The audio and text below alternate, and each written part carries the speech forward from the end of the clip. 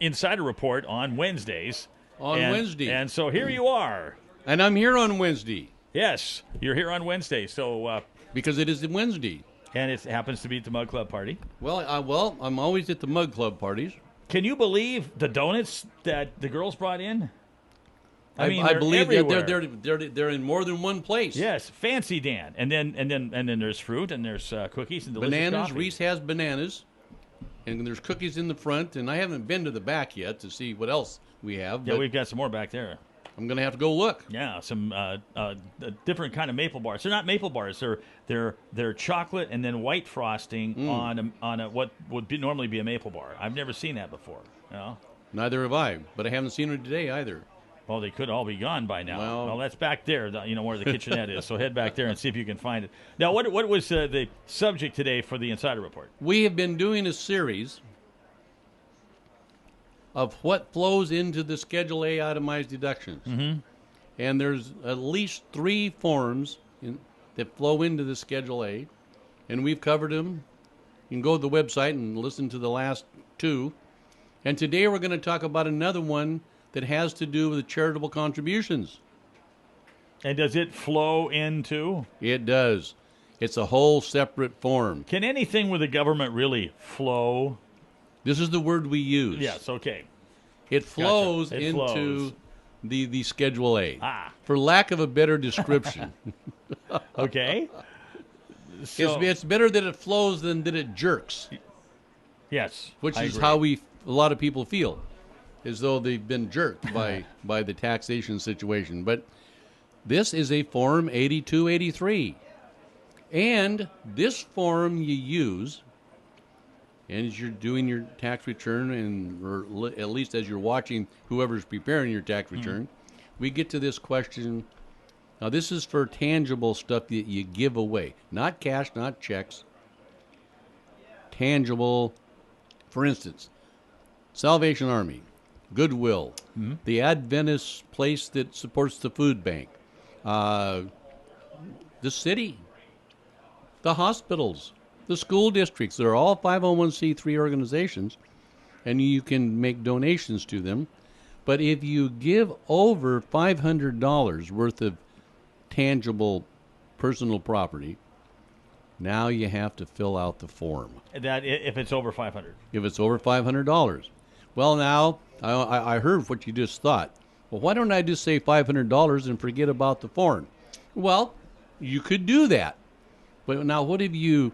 Oh, now, this usually happens a lot of times, Doug, when there's been a death and there's been some estate stuff, or somebody is getting ready to move out of the area, or who knows what. The kid went off to college and never came back, and now everybody's mad at everybody, and so there's stuff. So you just, Salvation Army, Goodwill, whoever. But you don't have to get the form. It's only if you want to get credit for it, correct? Exactly. Okay. If you want it, right. If you want to take $1,500 worth of thrift store fair market value stuff down to Salvation Army and just give it to them, and you don't care, well, you're not taking the deduction. But if you're going to take the deduction, you've got to fill out the form, and here's what the form wants to know. Who'd you give it to? Name and address, please. Name and address, city, zip, everything but the phone number.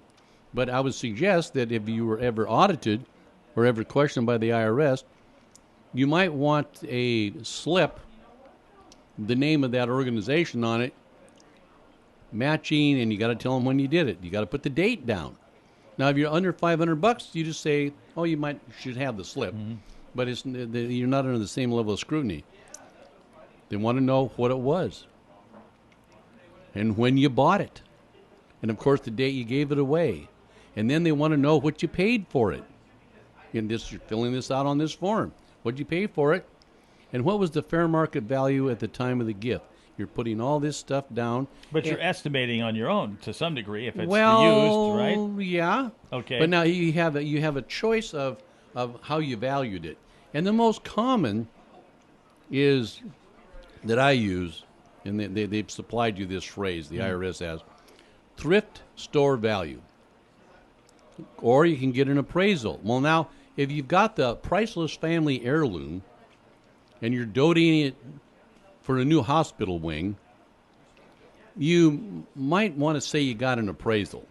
Okay. Thrift store value is just not going to work in that case. You know? Gotcha. So it all depends on the situation. Or, of course, an ad I hear a lot lately is KARS, Cars for Kids.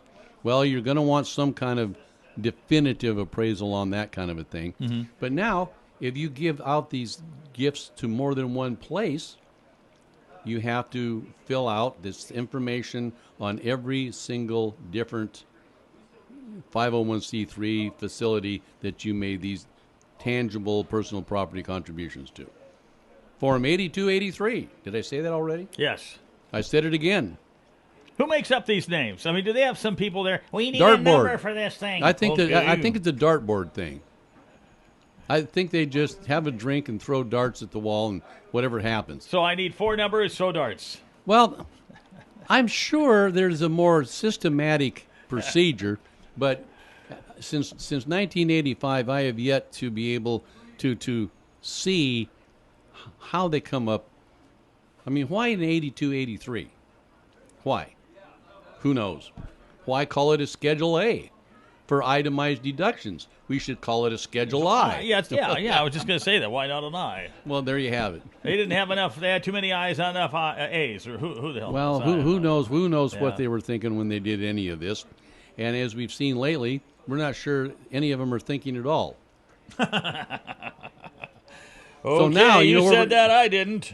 And you know where we're going to go on the next one? Where's that? I'm thinking on Schedule A, we may need to want to talk about the difference between the itemized deductions subject to the 2% floor Okay. and the itemized deductions that are not subject to any floor at all.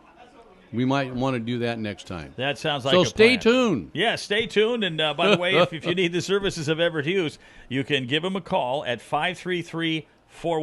533-4131. And all of the stuff is out there at everetthughes.com. Click on radio, and you can hear it all. Including this one. This will be posted in the Absolutely. not too distant future. Not too distant future. Yeah. Okay. Well, go get some donuts.